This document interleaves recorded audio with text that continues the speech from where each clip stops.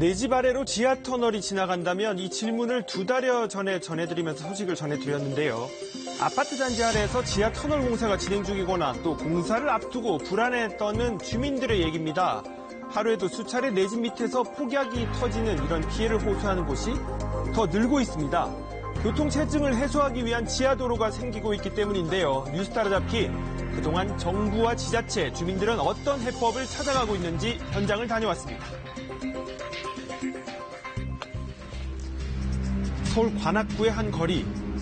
이곳 주민들은 하루에도 몇 번씩 쾅 하는 소리에 가슴을 쓸어내립니다.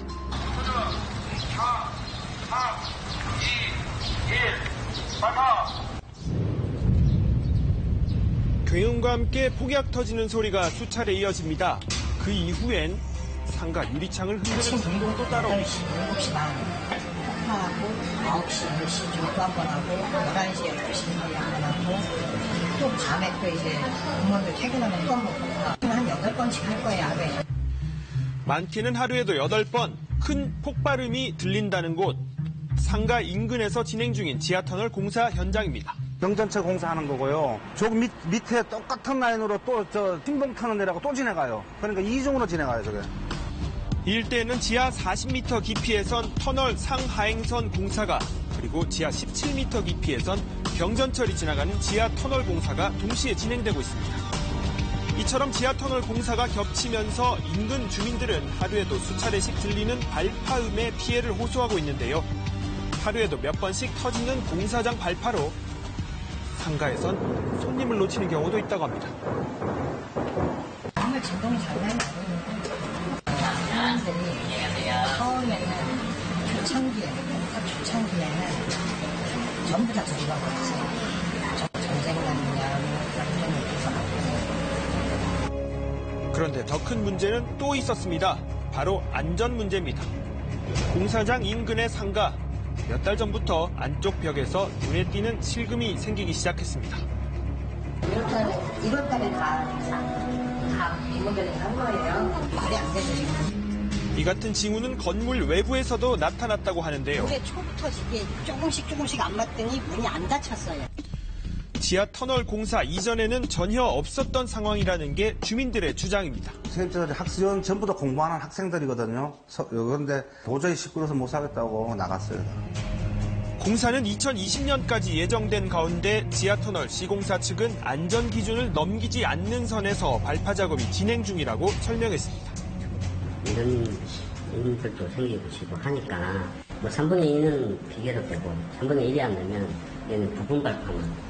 발파 소음 같은 경우에는 75dB 이하로 공사를 해야 되고, 그리고 발파 진동 같은 경우에는 0.3카인이라고 해서 0.3카인 이내에서 저희는 관리하고 시공을 하고 있습니다. 이 같은 지하터널 공사로 인해 주민들이 불안을 호소하는 곳은 늘고 있는 상황인데요.